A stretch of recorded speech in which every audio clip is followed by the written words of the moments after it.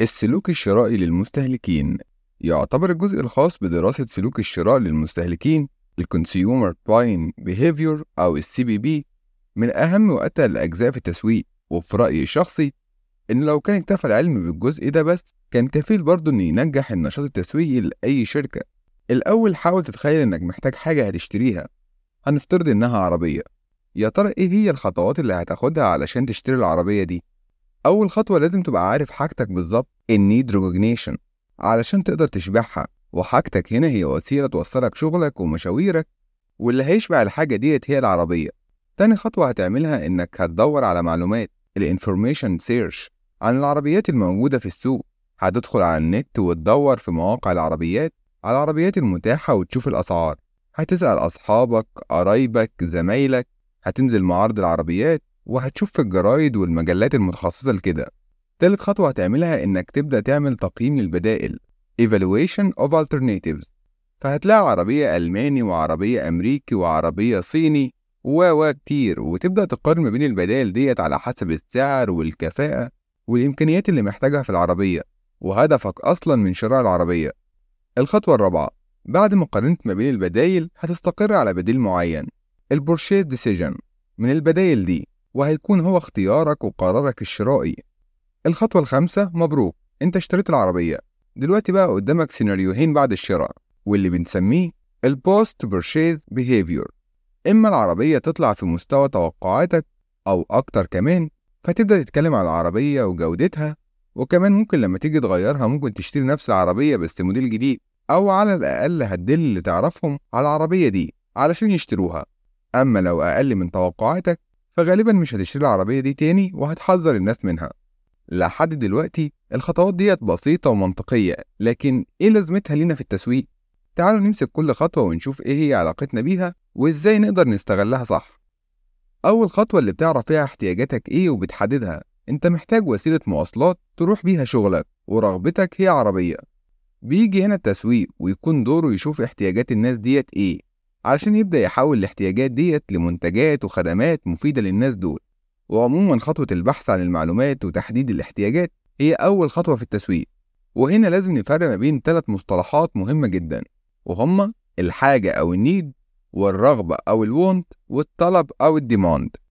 الحاجة هي نقص عند الإنسان محتاجة لإشباع، ومعناها ثابت عند كل البشر. فالجعان محتاج ياكل، والعطشان محتاج يشرب، والطالب محتاج يتعلم، والموظف محتاج حاجة توصله لشغله. أما الرغبة فهي الشكل واللون والطعم اللي بتاخده الحاجة دي. فمثلا هنسأل 3 جعانين عاوزين ياكلوا ايه، فواحد هتكون رغبته انه ياكل جبنة، وواحد رغبته انه ياكل جاتو، وواحد عاوز ياكل سمك. ولو سألنا 3 عطشانين، واحد هيقول مية، وواحد هيقول عصير قصب، وواحد هيقول كركديه، وهكذا. الحاجة ممكن نشبهها بهيكل عربية، هيكلها بدون أي شكل أو لون. أول ما الهيكل ده يركب عليه شكل ولون معين بيتحول لرغبة. الرغبة دي بتتكون وبتظهر من خلفيات الناس المختلفة، خلفيات ثقافية واجتماعية وشخصية ونفسية. وعلشان طبعا الخلفيات دي بتختلف فالرغبات بتختلف من واحد لواحد. والرغبة بتفضل رغبة لحد ما تتحول بقدرة صاحبها المادية لحاجة اسمها الطلب أو الديماند، وده هو اللي بيهم الشركة. فلو مجموعة من المستهلكين محتاجين لمنتج الشركة وعندهم الرغبة في شرائه لكن مش معاهم فلوس، يعني قدرة مالية ماني باور، علشان يشتروا منتج الشركة ده، الناس دول ما بيدخلوش في حسابات الشركة، لأن الشركة ببساطة ما عندهاش حاجة اسمها إدارة الحاجات أو إدارة الرغبات، لكن عندها حاجة مهمة جدا اسمها إدارة الطلب الديماند مانجمنت. وفيها بتقدر تقدر حجم الناس اللي هتشتري منتجها وتبدأ توفر المنتج في مناطق الطلب على المنتج. طيب سؤال، الشركة تشتغل على إشباع الحاجات ولا الرغبات؟ الشركة تشتغل على الحاجة، لأن الحاجة مش بتتغير، لكن الرغبة ممكن تتغير باستمرار، وممكن كمان الناس ما تبقاش عارفة رغبتها بشكل واضح. وبالتالي الشركة هتضمن الأول إنها بتحل المشكلة وبتشبع الحاجة اللي أكيد مش هتتغير على حسب الظروف والخلفيات المختلفة. وبتبدأ بعد الخطوة ديت تشوف رغبات الناس دول إيه وتحاول تشبع احتياجاتهم على حسب رغبة كل شريحة. يعني مثلا شركة عملاقة زي جنرال موتورز بتشبه حاجة الناس اللي محتاجة لوسيلة تنقلهم من مكان لمكان، وهي بتشبع الحاجة ديت عن طريق العربية.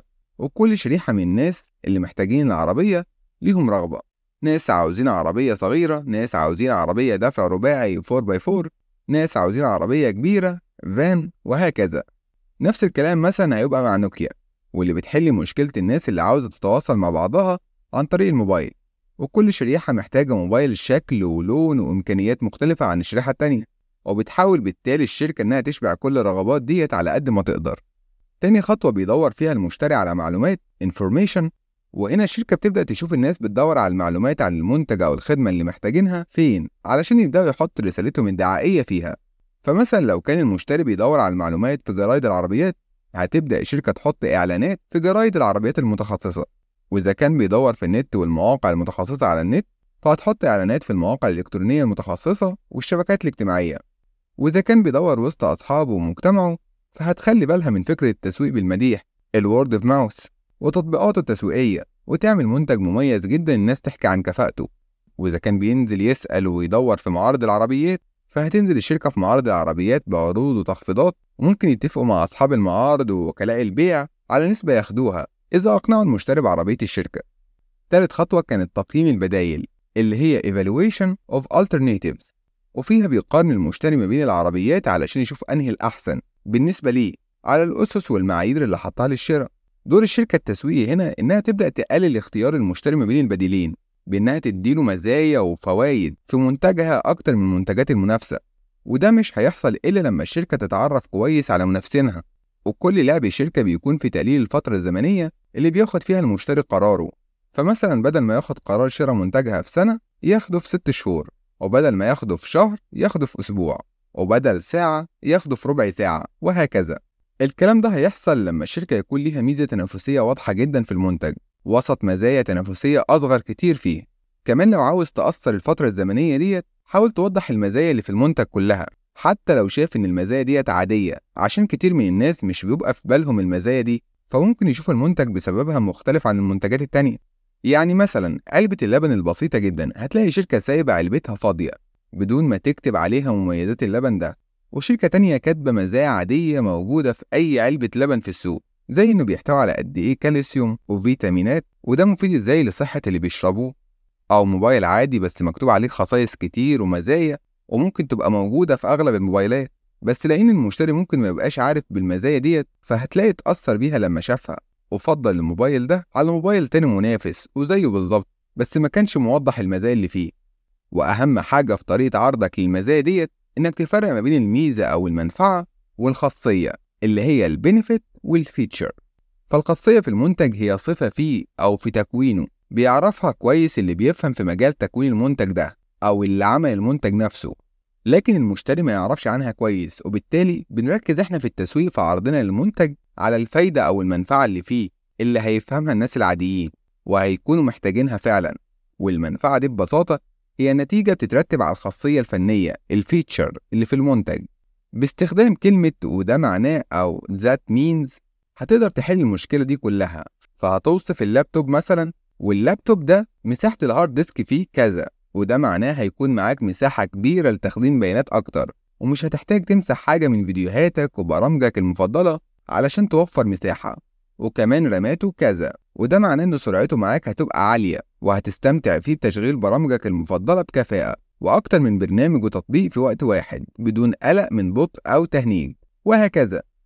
رابع خطوة وهي خطوة الفعل الأكشن، واللي بيتحرك فيها المشتري من النية للشراء لعملية الشراء الفعلي.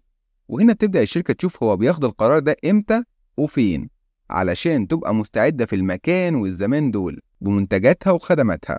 كمان من الحاجات المهمة جدا اللي الشركة لازم تاخد بالها منها، إن اللي بياخد قرار الشراء ده بيكون جزء من العملية الشرائية، ومش شرط يكون هو العنصر الوحيد والرئيسي في عملية الشراء. تعالوا نشوف قصة هبة اللي اشترت فستان جديد. في يوم من الأيام وفاء اتصلت بهبة وقالت لها إنها لازم تشتري فستان جديد للحفلة اللي صاحبتها عاملاها. هبة ما كدبتش خبر وقررت إنها تشتري فستان جديد. راحت للأم تقول لها إنها عاوزة تشتري فستان مواصفاته كذا وكذا، وراحت للأب وقالت له إن الفستان ده بكذا.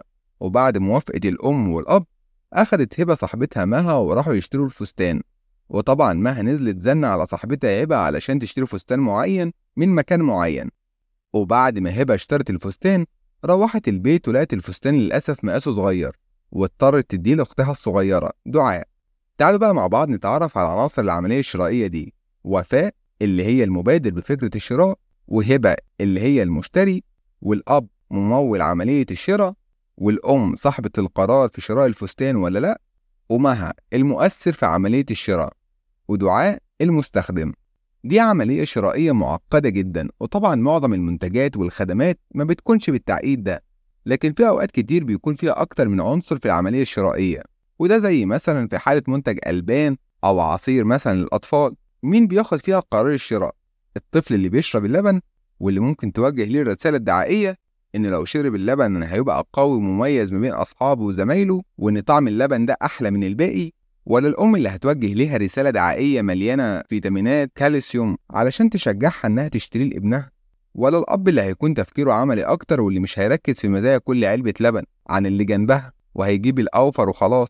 نفس الكلام مع جامعة خاصة أو معهد، يا ترى هيوجه رسالته للطالب، ولا هيعتمد على تأثير زمايله على رأيه، ولا على رأي الوالد الممول، ولا الأم؟ اللخبطة ديت بتتغلب عليها الشركة إما بالتركيز ومتابعة فين وإزاي بياخد قرار الشراء، وتبدأ توجه جهودها ناحية أكتر عناصر العملية الشرائية تأثير، أو ممكن توجه جهودها في كل الاتجاهات علشان تأثر على كل العناصر في وقت واحد. آخر خطوة بتيجي بعد عملية الشراء هي ردة فعل المشتري، سواء بالإيجاب أو السلب.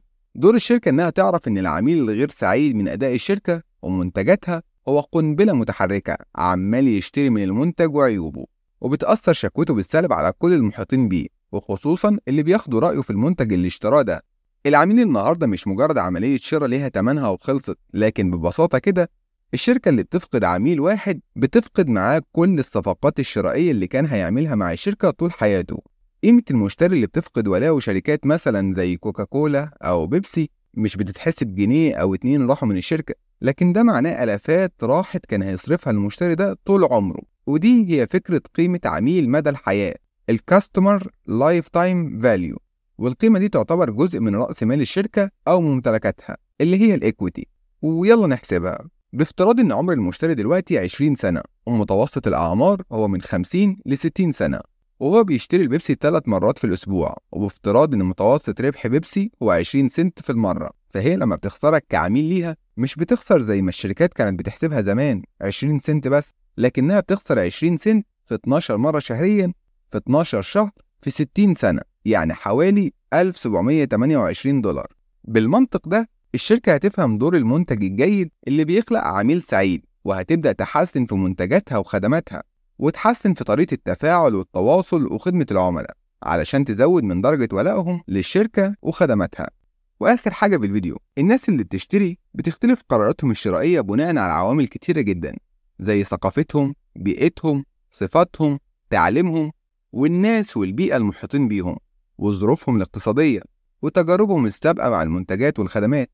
بدراسة السلوك الشرائي للناس هتقدر تراقب كل خطوة في العملية دي، وتبدأ تحولها تسويقيا في صالحك.